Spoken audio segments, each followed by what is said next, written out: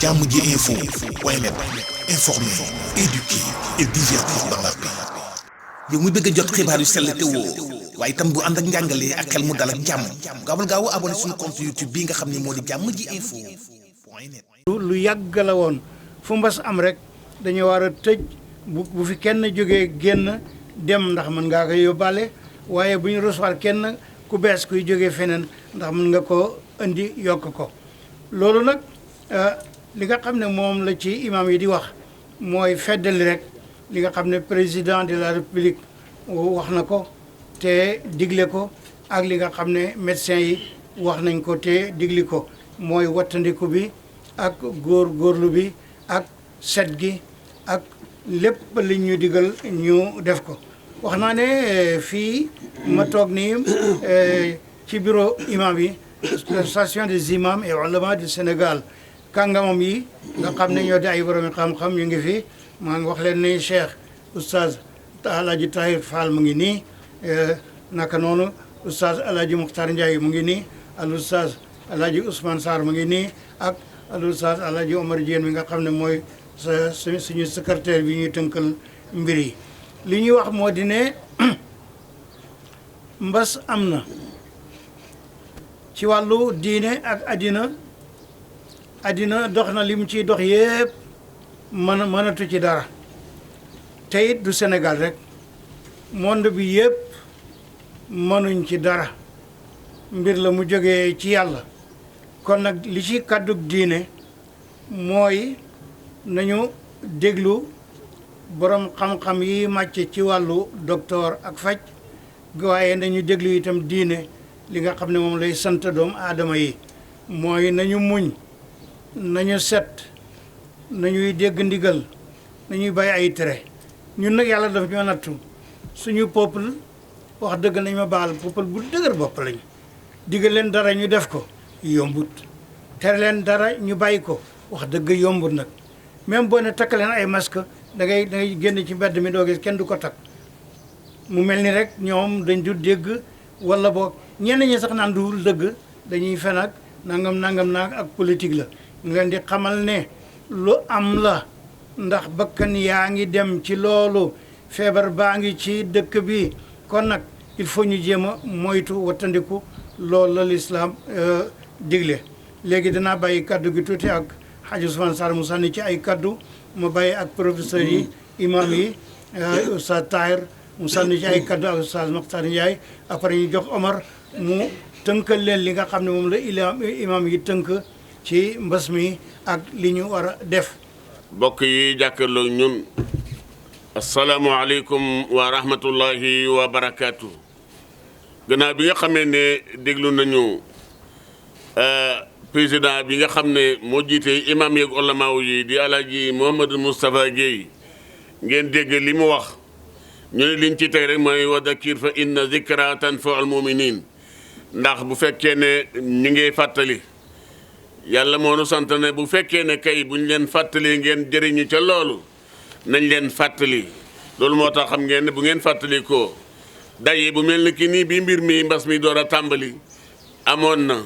ngir rek gannaaw imam yeeg ulamaaw yi ñi nga xam ne yàlla dogal na kàddu imam yi yëpp ci ñoom la sës ñu jiitee ko ci réew mi ci gox yëpp ñu waxtaan ak mboolo mi addina bi rawatina addina Sénégal kon bu ñu demee ba léegi mbas mi demoon ba dellu gannaaw mu dellu si waat dafay mel ni dañoo fàttee la nu nekkoon kon loolu moo tax Alaaji Mouhamadou Moustapha Guèye daal di wootee tey ak biiru imam yëpp ngir ñu gën a mën a fàttalil mbokk jullit yi nga xam ne ñoo ànd ak ñun yëpp ne gannaaw yàlla waxoon na ak ñun bu yàgg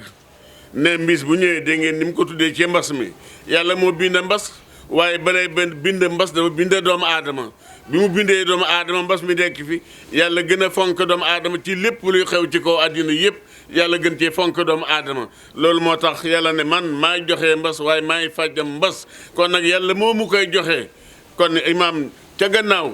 imaam joxoon na ay ñaan nee na ñuy ñaani ci jàkk yi ak jumaa yi kon nag gannaaw docteur yaa ngi joxe ay ndigal yi ñu joxe nga xam ne mooy max yi ñu koy def te di ko sàmm ci waxtu wu nekk kon ñun ñu tamit ci wàllu woowu imaam nee na nañuy ñaan yàlla yàlla ne na ngeen may ñaan waaye alquran dafa waxoon ak ñun ne la tulqu bi aydikum ila tahluka kon nag max yi imaam yi nee na ngeen koy takk koo xam ne te koo max mën ngaa jël feebar mën ngaa joxe feebar kon nag loolu mooy yóbbu nit ci ay alkande kon nag imaam nee na nañu fexe ñu koy delluwaat ci loolu di ko def te nu ñu naan yàlla nañu ñaan yàlla bu baax ndax yàlla mii fi nekk tey moo fi nekk ëllëg moo fi nekkoon démb te nee na bu ngeen ma ñaan ma jox leen te nag doomu aadama rawatina kuy baaxoo ak imaam ak cëriñ mooy bu jaaxlee delluwaat ci yàlla kon nañu delluwaat ci yàlla mu ñu delluwaat ci ñaan ko mooy joxe ay dog ñuy ñaan ko mooy di génnee ay sarax ngeen di génne sarax yi di ko joxe ñi nga xam ne yàlla dogal na ñu jiite muy xulafaa yi ñëpp waaye ak imaam yeeg yëpp ñuy feddalaat ni di leen joxe ay sarax day dàq lor sarax day dindi mbas sarax den ko génne ci leen yàlla dénk jox leen ko sarax na ñëpp ñoo ko war a def du tàggee ne ñi am ay milliards rek wala ñi am ay junni yu bëri waaye ko am lu nekk mën nga caa saraxe sax kaddu gu baax gu rafet goo xam ne gii day dindi nit ci ak tumaranke yi bu ci ak njub ab sarax la imaam ne na ngeen koy def te yàlla dafa waxoon ak ñun fi walaay daane imam yàlla dafa waxoon ne qul maa ya'ba bikum rabbi lawlaa du'aakum yàlla ne bu fekkoon ne du li ngeen may laaj ci ay mbir ak bu ngeen jaaxlee ak bu ngeen bëggee bu ngeen soxlaa du loola kon du ma faale seen mbir benn yoon kon mbokk yi kon loolu laa doon jokk ci kàddu imam yi mu jël léegi wax ko léegi te ñuy takka maxi bu baax ñu koy def ci jàkk yi di koy def ci mbedd yi di ko def ci suñuy buntu kër ku génn sa buntu kër rek takkal biir kër gi sax bu amee ay gan takkal kon loolu laa doon wax wasalaamaaleykum wa rahmatullahi wa barakatuhu ñu ngi aussi massawu réew mi yëpp mais particulièrement ki nga xam ni moom moo di le président de la république di massawu aussi ñi nga xam ni ñoom ñoo di këru diine yi kenn ku ci nekk ñu ngi lay massawu ci xew-xew bi nga xam ni borom bi subhanahu wa taala moom mooy wane dooleem borom bi subhanahu wa taala ci wax yi nga xam ni moom laa dégg ci président duñ ci yokk dara xanaa wax ci tuuti rek jox ñeneen ñi ñu mën a addu ndaxte waxam doyoon na sëkk léegi borom bi subhanahu wa taala dafay wax ci alquran daraba allahu mathalan qaryatan kanat amina mutma'inna yatiha rizquha ragadan min kulli makan fa kafarat bi an'ami llahi fa adaqaha allahu libas al-ju'i wal khawf bima kanu yasna'un am na ci loo xam ni du ci sunu borom subhanahu wa taala mais ci ñun la jóge léegi yàlla daf ñu fi indi pour teral ñu yàlla indiw ñu fii pour mbugal ñu saa yu mbugal amee rek depuis démb ba tey jii ñun ñoo koy waral ci ñun lay jóge bu xiif amee yàlla du xiifal ay mbindeefam mbindeef yi ñoom ñooy xiifal seen bopp loolu nañ ko xam bu mbugal amee aussi ci lu demee nii nga xam ni yàlla dafa bàyyi ba àddina bi nekk benn village nekk benn bërëb mu sànni ko partout ñi nga xam ni ñoo ëpp doole ci àddina bi fi mu toll nii feebar bi jaaxal na leen ñi nga xam ni ñoo gën a néew doole ñoom dee nañu ba pare léegi kon lépp loo xam ni science xalaat na ko amaguñ ci ay solution ñi nga xam ni ñoom lañ fi desee ci wàllu faj sunu aajo bi moom mooy ñi nga xam ni seen xam-xam dafa màcc jëme ci li nga xam ni moom moo di ak docteur fi mu toll nii gisuñu dara lu dul ay digle yoo xam ni il faut que ñu bàyyi ko xel ndaxte nee nañu feebar bi ci bakken lay jóge ak ci gémmiñ kon loolu li nga xam ni moo koy faj mooy masque bii nañ ko bàyyi xel li nga xam ni mooy loxo yi nga xam ni ñun en tant que musulman yàlla santoon nañu bu yàgg ñuy raxas sunuy loxo muy njàpp jullit normalement juróomi yoon war na koy raxas loxoom ci li nga xam ni moom moo di wàllu diineem kon dañ ko war a multiplier par 10 wala multiplier ko par 20. Nous savons tous que la situation est grave. Aujourd'hui, la pandémie ne cesse de se propager dans le pays. Et ne cesse également, le nombre de décès également ne cesse de croître de jour en jour. Rien que cette semaine, on a compté plus d'une cinquantaine de morts. Donc cela veut dire que la situation est grave. Et de ce point de vue-là, l'Association nationale des imams et oulémas, encore une fois de plus, sous l'égide de notre guide, de notre président El Hadj Moustapha Gueye al-Imam, lance un appel solennel à toute la population du Sénégal à respecter scrupuleusement les mesures barrières édictées par les autorités sanitaires de ce pays, à savoir le port du masque partout, la distanciation sociale, le lavage des mains, entre autres. Partout, je dis, dans tous les lieux, surtout au niveau des lieux de culte, les mosquées, églises, partout. L'Association nationale des imams et oulémas également lance un appel à toute la population comme nous sommes des croyants, à se repentir de façon sincère auprès de notre Seigneur Allah subhanahu wa ta'ala. Parce qu'il faut le dire, la pandémie du Covid-19 n'est que le fruit de nos mauvaises actions. Par conséquent, il nous faut absolument se repentir auprès de notre Seigneur, Allah subhanahu wa ta'ala, pour qu'il nous épargne, si vous voulez, de cette pandémie. Maintenant, à faire des invocations également. L'association recommande à tous les musulmans, à toute la population du Sénégal de faire des invocations, surtout au niveau des mosquées. Parce que nous sommes des croyants. On n'a que l'invocation. Le prophète nous l'a dit, sallallahu alayhi wa sallam, ad-du'a silahul mu'min, que notre arme fatale, n'est-ce pas, c'est l'invocation. Donc, nous invitons toute la population sénégalaise à respecter strictement les mesures barrières, à se repentir et à faire des invocations. Association nationale bi mësul deñ depuis ba mbas mi commencé ba tey taxaw ci wetu gouvernement bi pour ñu xeex li fi nekk ndax lii nga xam ne moo dugg ci réew mi association nationale bi ay boromi xam-xam rek ñoo fi nekk surtout rawatina nag suñu président national nga xam ne bokk na ci conférence yu bare ci monde alamul islami te xam nañu position bañu ko fa teg mu xam lu bare ci expérience am itam nag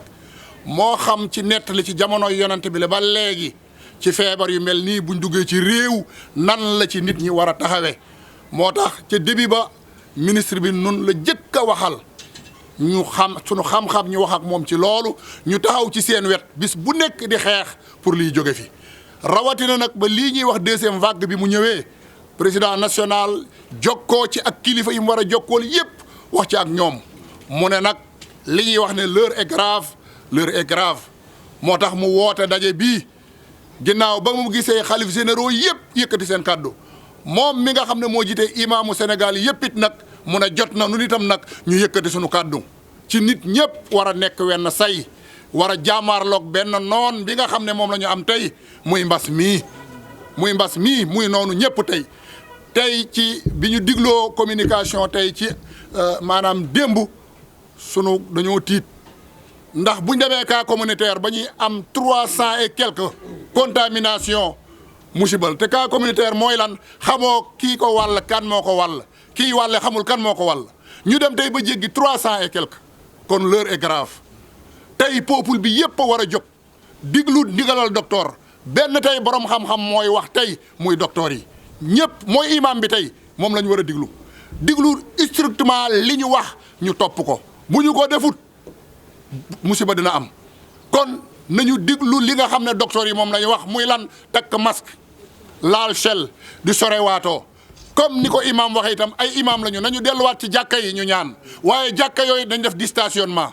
parce que mënoo ne da ngay digle ba pare nekk ci jàkka nit ñi tàncaloo mbagg ak mbagg tànk ak tàgg loolu ba ko sariya yi wax bokkul ak jamono jii kon nañu góorgóorlu ñu soree sàppe yi te ñu tàllalaat yàlla delluwaat ci yàlla ñaan ko tàllal ko sunuy loxo loolu mooy li nga xam ne moo ñuy sauvé kon kaddu yooyu la ñu amandi ko yëkkati nañu diglu ndigal xalif généraux yi joxe nañ ndigal association des imams et oulémas du Sénégal président ànd na ak bureau yépp ñu taxaw joxe ndigal waaye nañ jëfee ndigal yooyu le ndax ndigal yooyu moo ñu mën a musal ci mbas mi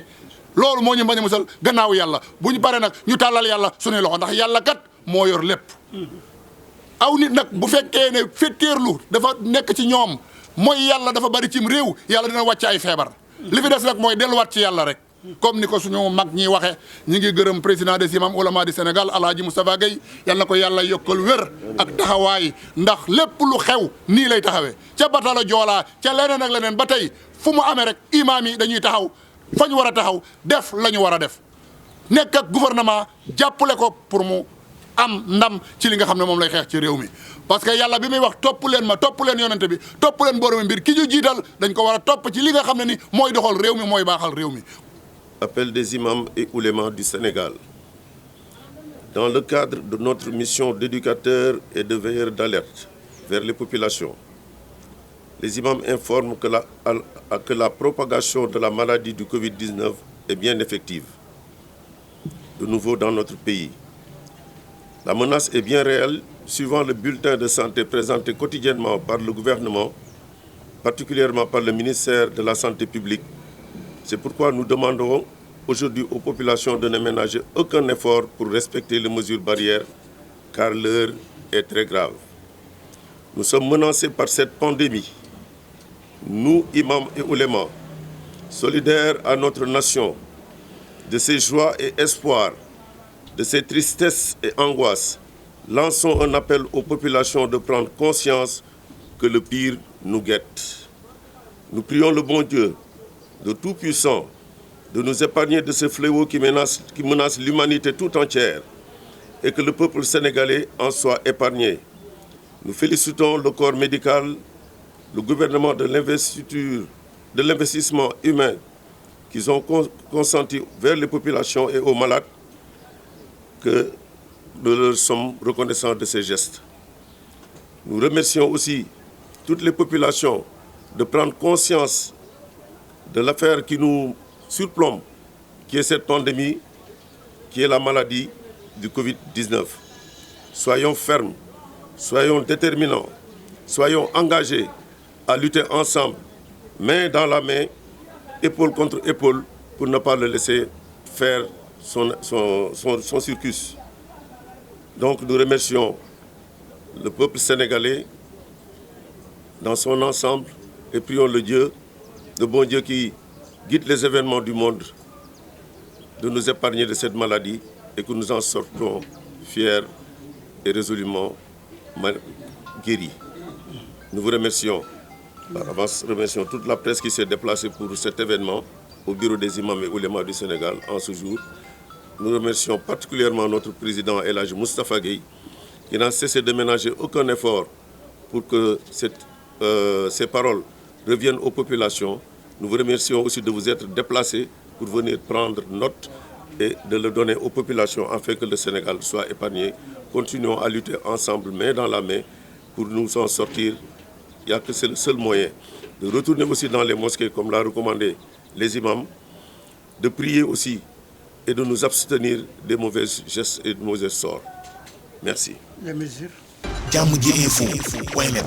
informer, éduquer et divertir dans la paix. Yow mi bëgg a jot xibaar yu sell te woo waaye itam bu ànd ak njàngalee ak xel mu dal ak jàmm gaawal gaaw abonné suñu compte YouTube bii nga xam ne moo di Jàmm ji info point net.